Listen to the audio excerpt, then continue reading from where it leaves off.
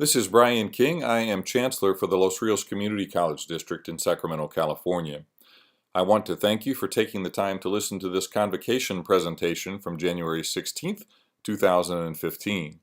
I had the opportunity on Friday the 16th to share this presentation with each of our 4 colleges and also at our district office.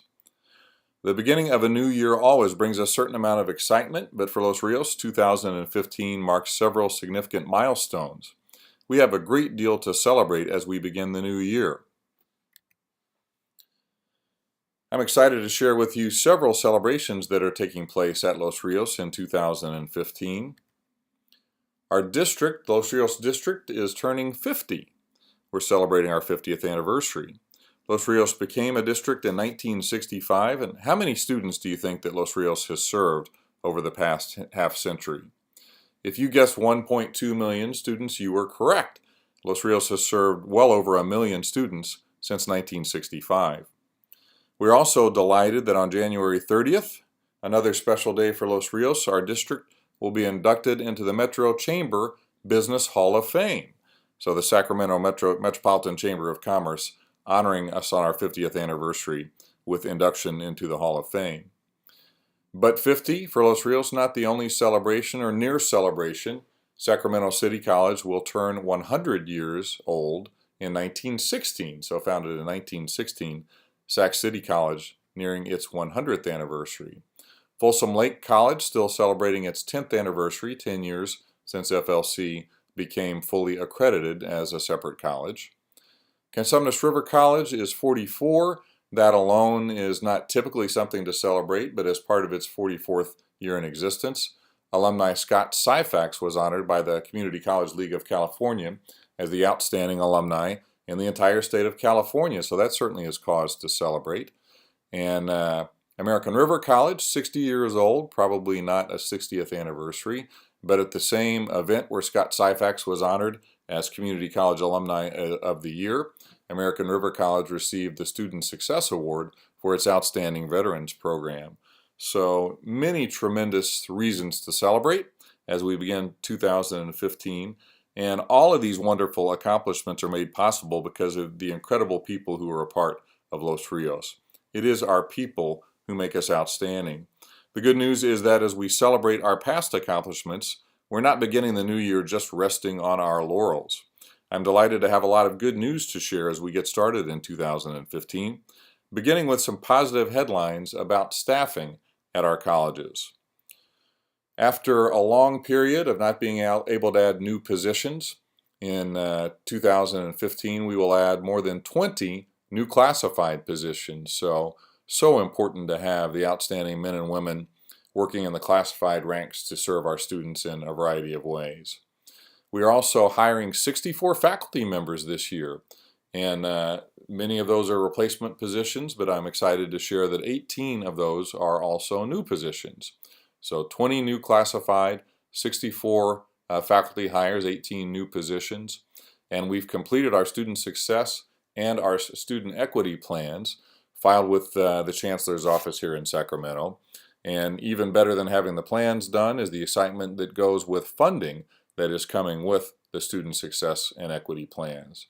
So the state budget a week ago before Convocation, Governor Brown presented the state budget and 3 quick headlines on the state level from the budget.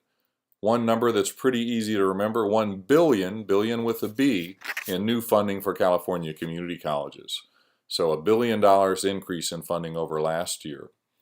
For Los Rios, that translates into $13.9 million in new operating dollars, and we'll break that down in more detail. Many of you know that typically in the overall budget allocation, our district receives between 4.5% and 5% of the overall allocation, and the increase in operating funds is a 5% increase over last year.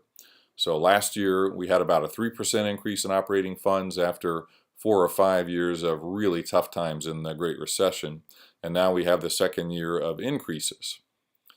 So looking at a little more detail at what some of the governor's proposed budget means, and I should note that the governor's proposed budget is not the final budget, and there will be a good deal of discussion about the details between now and late spring and early summer when the budget is finally approved.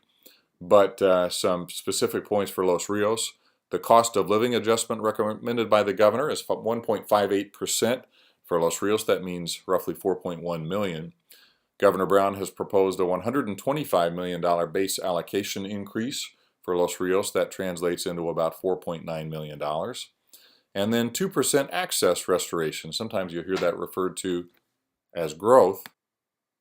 In some ways, growth is not necessarily a correct description of how those funds will be used, because at one point we're serving more than 90,000 students, and now are serving almost 80,000 students. So we're not growing from our peak, but we are restoring enrollment that had been lost. So when you look at those three sources of revenue, the COLA, the base allocation increase, and the access, sometimes known as growth, you get $13.9 million in new funds for the Los Rios district. So a very encouraging budget proposed by the governor, and the next task will be to do all we can to advocate for the budget to see its approval. A little more information about the budget as far as categorical and one-time funds. $200 million in equity and student success.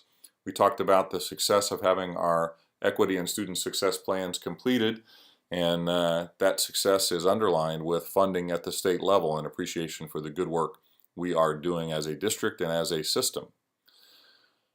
Another very large number, $351 million in mandate claims, will be funded under the governor's proposed budget, and our share of those one-time funds would be about $16 million. Most of us don't hear the term mandate claims very often. What that means in essence is that the state sometimes makes requirements of us without funding, so that's an unfunded mandate. We keep track of those unfunded mandates and make claims for them. And this is a large pool of funds available on a one-time basis in response to mandate claims that have accumulated. A little bit more detail on some of the headlines from the budget. Adult education. The governor has gone to the next phase of reorganizing adult education in California with a $500 million appropriation. Preliminarily, about $350 million of that would go to K-12 districts for their adult education programs, and about $150 million of this amount would go to the consortiums. And our own Vice Chancellor Sue Lorimer has done an outstanding job leading the Adult Ed Consortium for the Sacramento Capital Region. So we'll be watching closely as that appropriation evolves and as the discussion moves forward on adult education. Non-credit equalization. Typically, non-credit courses have been funded at a lower rate than credit courses. In this budget, there are certain non-credit courses that would be funded at the same rate. And historically, our district has had a fairly small offering of non-credit courses, in part because of the difference in funding. And this change in funding allows us to have a dialogue about whether it might be appropriate to consider offering more non-credit classes. Not a decision, but at least funding to support a discussion. Another nice part of the budget is not paying down of deferrals. There were a lot of deferrals in the budgets in the last few years, and paying off the final deferrals, which were basically a loan to us from future years, and deferring some of our allocations. And $94 million allocated to pay off community college deferrals in the governor's budget. Continuing a focus on inmate education, certainly of interest in our region, with many incarcerated individuals who would benefit from the services we provide. So in the future, the good news is that for the current year, the proposed budget is outstanding, the best in many, many years. But one reason our district has been so sound fiscally is because we have been cautious in good times and prepared for the bad times. And one thing we will monitor is the growth of Prop 98, our constitutional share of the budget. The Prop 98 funds may be near an all-time high, and the Legislative Analyst Office and the governor are projecting that we'll have some growth next year, but in the out years beyond this year and next year, it's not clear that there will be continued growth in Prop 98. It could plateau, could actually decline in coming years. Prop 30 seems like a long time ago, but in 2012, Prop 30 helped us come back from the precipice of funding by providing additional support for education on a limited basis. And that's the key point with the Prop 30 sunsetting, parts of it sunsetting over the next couple of years. And the question is, will Prop 30 be continued or will it expire? if there's enough growth elsewhere in the budget, the loss of the Prop 30 funds could be less harmful, but a lot of different scenarios. If Prop 30 is extended, those revenues would continue. If it expires but state revenue grows, the pain might be minimal, and then the worst case scenario would be for Prop 30 to sunset at the same time that there was a state economic downturn. So we will hope for the best, but always think about planning for the worst case scenario. We are also disappointed there's no state facilities bond in the governor's budget. There is a referendum proposal that might get on the ballot for a state facilities bond in 2016, but in the short term, we cannot plan on a state facilities bond in the near future. And then a really important issue I'm going to talk about in more detail is that retirement costs are continuing to grow, and those costs are being shifted. So when I spoke at Convocation on the 16th, I asked who wanted to retire someday, and everyone said they did, some sooner than others. And we have to be thinking about some really significant cost increases. And in the PERS retirement system, costs have been shifted to Los Rios in 5 years, or the plan is to shift over 5 years. Our employer cost will go from 11.44% last year to 18.2% in 2018-2019. So that's a 60% increase in the cost that the district has to pay on behalf of our employees in 5 short years. And with all of the retirement issues, I want to emphasize these were not decisions that Los Rios made. The district office did not decide what the contribution requirements are. They're decided at the state level. So STRS retirement costs going to more than double in 8 years. So you saw a 60% increase over 5 years for PERS, more than doubling in STRS from 8.25 last year to 19.1 in the year 2021. So those percentages are huge, but when you put dollar figures to it, it really brings home the point that that's a $4.6 million increase in our PERS cost in 5 years without a dedicated new funding source. And on the STRS side, in 7 years, that's a $12.3 million increase in the cost we have to pay for our employees without a dedicated new funding source. So we will plan for it, and you look at the combined number for PERS and STRS, that's $16.9 million, again, without a dedicated funding source to pay for that. In the short term, in this year's budget, Governor Brown has recommended funds that would cover, one-time funds that would cover a significant part of the retiree obligation. He did the same thing in his budget last year.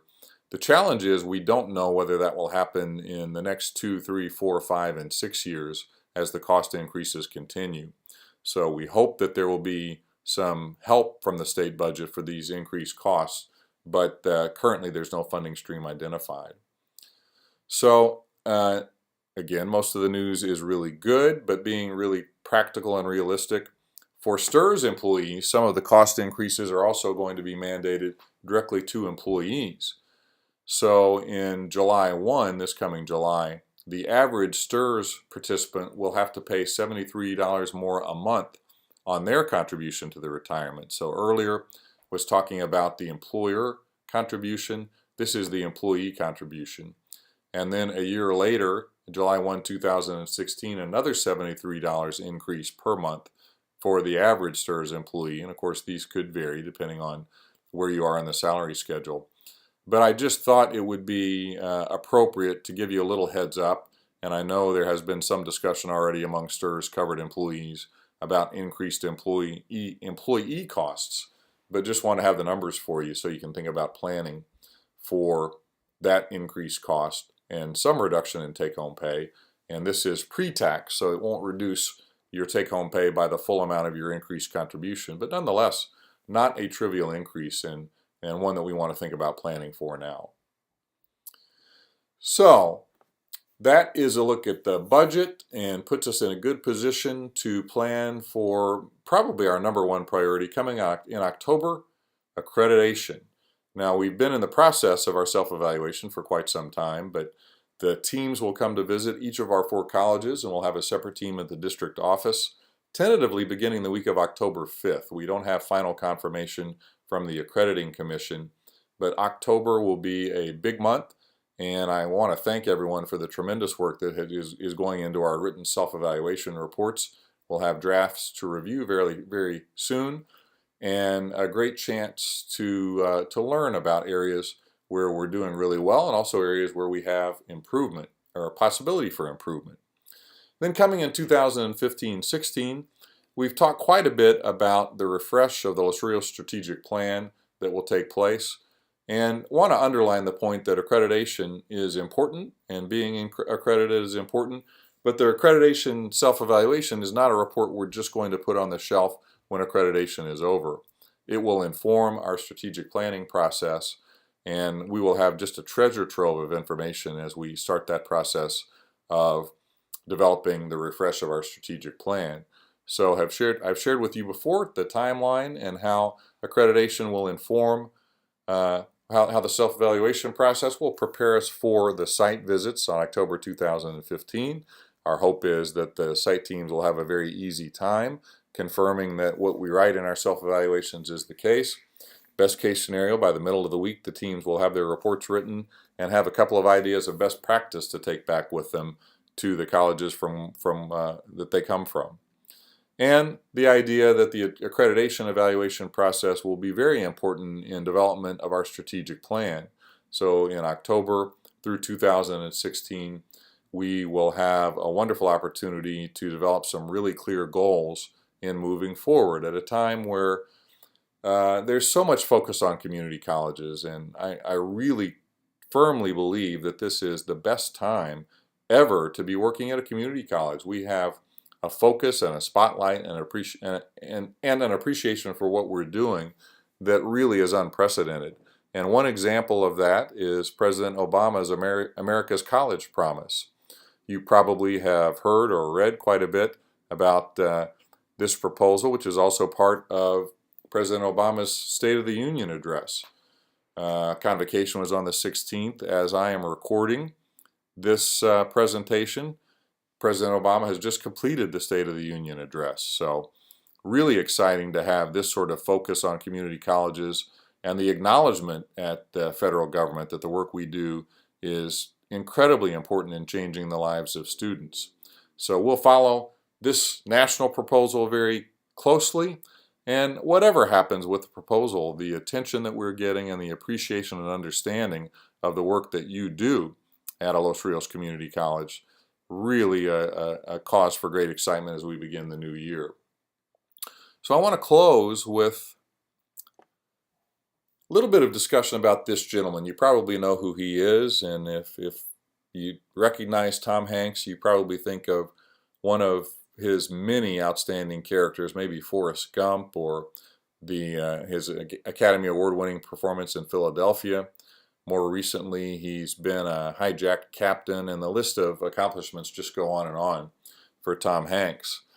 The reason that you see his picture today, though, is because last week in the New York Times, he wrote a guest column, a guest editorial, about his experience as a student, and he talked about his alma mater, which happens to be a California community college, Chabot College. And a very moving account I would encourage you to read if you haven't had a chance to read it already, about how community college made him what he is today. Tom Hanks talks about very specific teachers who had a great impact on his life, and the opportunity to explore at a low cost, very open institution was important for Tom Hanks. And it's wonderful to hear that from a celebrity like Tom Hanks, but the reality is that there are hundreds of thousands of people in the Sacramento region who say the same thing when they drive by a Los Rios College, that American River College or Cosumnes River College or Folsom Lake College or Sacramento City College, that college made me what I am today. So as we begin another semester, there are many successes, students whose lives have been changed, but also that tremendous opportunity to change the lives of the more than 70,000 students, almost 80,000 students who will enroll in our colleges and attend classes this semester. So the possibility is tremendous, and I just want to thank everyone for the work you do to help make students help students make the transformation in their life that they come to us hoping to make. So anytime I can help, I hope you will contact me. My email is kingb@losrios.edu. I love to hear what's going on. If you have questions or anything that I might be able to be of assistance for you, please let me know. So as I wrap up, with Tom Hanks on my mind, probably a good time to use a Tom Hanks quote as Forrest Gump for Convocation 2015. That's all I have to say about that. So thank you very much, and best wishes for another outstanding spring semester in 2015.